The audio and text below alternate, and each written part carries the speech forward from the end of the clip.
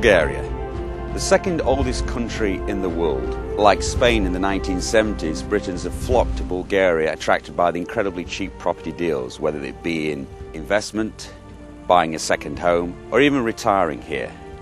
Sounds glamorous, doesn't it? But what happens when it goes wrong? We were looking at a variety of areas. I fell in love with the plans of the development, the location of it, and it was only in the autumn of 2008 that we realised something wasn't quite right.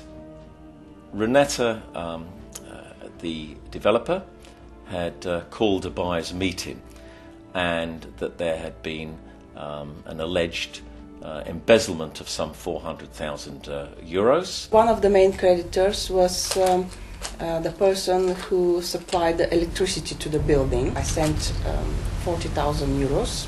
3-4 weeks later, called me personally and said it was very disappointing. We discussed that I'm going to receive my payment. This is how I found out that this is not one-off case, but many other creditors hasn't been paid as well. Well, initially I was the legal representative of one of the clients of Four Seasons Limited. For my astonishment, I found out that Renetta at this point also discovered the existence of a new buyer without her consent, who without her consent and knowledge had purchased 29 apartments within the same complex via her partner, Nadia Sabel. When you see her in person, you will see somebody which is professional. She's an accountant. She looks very trustworthy. We're outside what we thought was Nadia Sabiga's business address, who is accused of embezzling 400,000 euros out of the All Seasons Club complex. However, coming down here, we were looking for a number 35, and it appears from tracing the streets that a number 35 does not exist. Maybe another case of deception. After unsuccessfully trying to locate Nadia Sabiva at her business address, we're now at her home address. And we know this time it's definitely her address because the name Sabiva is on one of the post boxes. So let's go and see if we can press the buzzer and see if she'll respond. Well, I pressed the button twice and we don't seem to have a response. So either she's out or she's seen us and is avoiding us. It transpires that she may not have been working alone.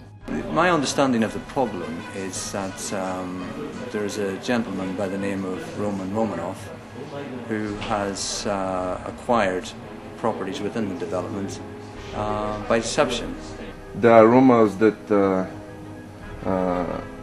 most of the buildings made here are project of some mobsters, money laundering and things like that, but that's only rumors. I cannot tell names or something.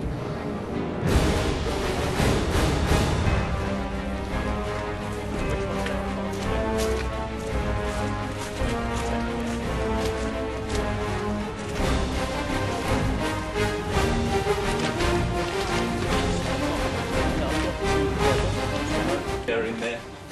I'll tell you what, I know what that is. Like joking. Hey, that wasn't there. Doors aren't opening. What? Access to this building is given only to the people capable of proving the status of owners by means of the necessary documents.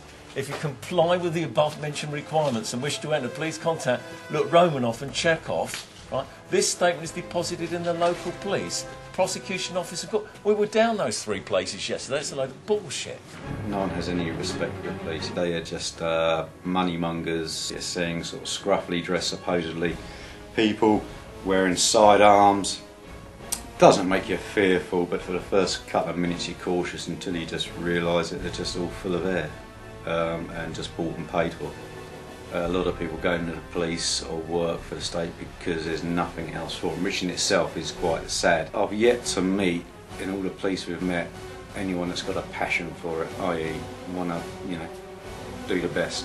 Zekom are the company that have had titles transferred from Four Seasons, facilitated by Nadia, to the then director Emil Chekhov. Аз бях прокурор в районна прокуратура град Разлог.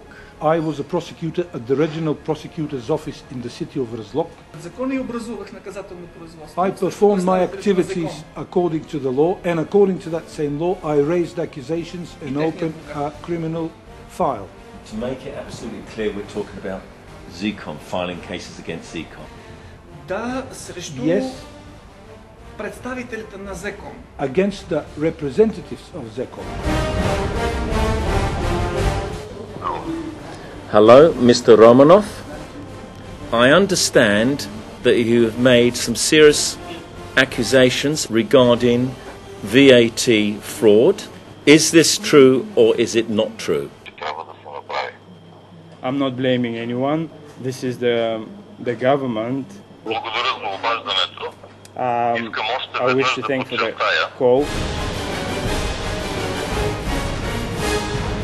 I have no doubt that there's certain people paying other people off, and because we haven't gone to that extreme and trying to do it all properly, I think that's why we haven't seen action. And we always knew there was corruption here, but I feel that we are a victim not only of the fraudulent activities, but probably a victim of the corruption that exists in this country.